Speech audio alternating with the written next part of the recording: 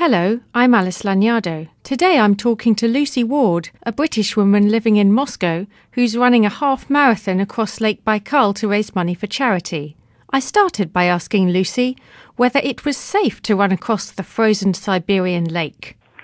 I've been reading the information that the organisers of this run put out, and they say that from the beginning of February, the ice on Baikal is solid and safe not only to run on, actually, but to drive a truck over, and they will be driving us across the ice from the organisation starting point to the actual start of the race. We get driven there in cars, I think, and also in hovercraft. So, yeah, I'm hoping it's safe. So you're driving in a car across a frozen lake to get to the start point? That's right. They take you by hovercraft or by car. And also, while you're waiting there, they go out on the ice again, I think, in hovercraft or in skidoo-type vehicles and go and check the safety of the course. They do have to be careful. There are hot springs, really, deep under the water, beneath the ice on Baikal. And the currents of warm water do mean that the ice can crack and change a bit. So they have to be very careful to mark the course clearly, and they check it just before you do the race as well. So it sounds as if you're going to the middle of the lake or some part of the lake. Is that because the lake is so big that you couldn't run across all of it? The lake is actually quite long and thin. It's absolutely huge. It's the deepest lake with the most water of any lake on the planet. And it stretches in a sort of diagonal line going from southwest up to northeast. And the people that came up with the idea of the race 8 years ago, noticed that the distance across the bottom, if you like, from east to west, across the bottom of the lake is roughly a marathon distance, just over 26 miles. And so if you do the marathon, yes, you do cross from the eastern side to the western side. You cross the width of the lake at that point. And the half marathon, you start at the eastern side and stop in the middle of the lake, where luckily you are picked up and transferred back to the western side. And how many people do this? I think last year there were about 80 people. It's not something that, it's not like one of the famous international marathons like New York or London, and that's for obvious reasons. It's a slightly extreme challenge, certainly as a marathon. I'm hoping a bit less so as a half marathon. It's just a very, very long way to get to from the States or from Western Europe. So I think that possibly means the numbers are slightly fewer than they would otherwise be. Are you saying that people come from abroad to do this? Yes, they do. I've read that certainly that the winner last year, and I know people in other years who've run it, are very local. They come from Baikal or surrounding area from Irkutsk. But people definitely come from other countries. I know there have been Germans, Scandinavians. Not sure whether anyone's come from the States, but yeah, not everyone's coming from Russia. That's impressive to come specially. And how long will it take you to run your half marathon across Baikal? It's an extremely good question. It's difficult to say. I mean, I run in normal conditions at roughly 6 miles an hour, so it would take me, I don't know, just over 2 hours to do a normal half marathon. And that's the pace I run in Moscow on snow here. But I'm expecting it to take a lot longer on the lake because of the conditions there, which are a little bit difficult to predict because it just depends on the weather. But you can have some pretty nasty, very cold winds blowing across the lake, which can actually come right into your face, which obviously slows you down quite a bit.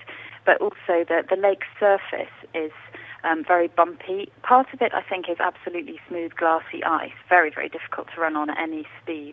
But also other sections of it have got kind of chunks of bumpy snow on top of the ice, and in some cases quite deep snow. So obviously that slows your progress as well. So I'm not going for any kind of speed record. If I just can do the half marathon, I'll be really pleased. Now, it sounds to most people, when they think of running across a frozen lake, that it might be very slippery. Is that the case? Do you wear trainers? Do you wear something else? The recommendations of the organisers is that you definitely wear either some sort of studded special trainer, or you can wear conventional running shoes but with spikes sort of strapped onto them.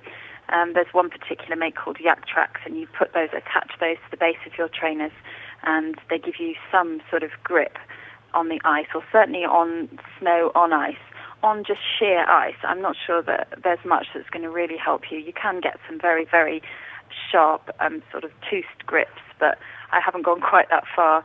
So I'm hoping that my yak tracks are going to work well. I've also got special waterproof trainers, which I think will be useful. A friend of mine did the run last year, and he managed to do very well. It took him about 2.5 hours, but the big problem he had was that his feet got very wet because he got snow on and then in his trainers, which then melted but was still incredibly cold, and he came back with 2 black toes. How cold is it going to be? I don't think the temperature, just the kind of standing temperature, goes much below about -20, and it's likely to be quite a bit higher than that.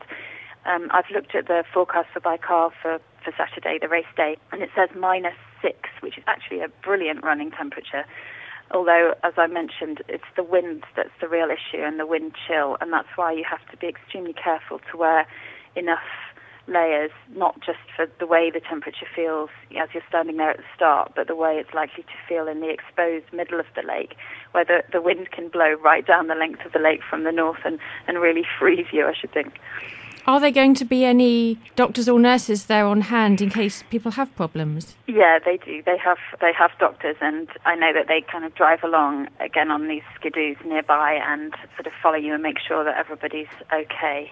And they also have stops across the lake where you can get water and I think warm drinks and fruit and nuts and so on just to keep you going. There's also a slightly unusual ritual at the beginning that you wouldn't see in most marathons, which is that the participants are given vodka. I don't think you're actually allowed to give out alcohol to drink in a real marathon, so it may well be that we're not supposed to drink it, although I suspect some people may. But the idea is that you sprinkle the vodka on the ice as a kind of way of it's a kind of appeasement to the holy lake. And I suppose you hope for its blessing as you try and go across the surface. Now, it seems to me that more expats do marathons in Moscow than Russians. Do you have that impression? It's difficult to say. I must admit that while I've been out training, and I've been out, 3 or 4 times a week, running around the river embankment here in Moscow, I've really seen very, very few people out running, and in fact, everybody looks at me as if I'm completely nuts. So either people are all running indoors on treadmills, which is a very bad preparation for a race that's on a Siberian lake, or they're training somewhere else. But I don't know. I think one of the things that encourages Westerners to run in these kind of events is we use it as a way of raising money.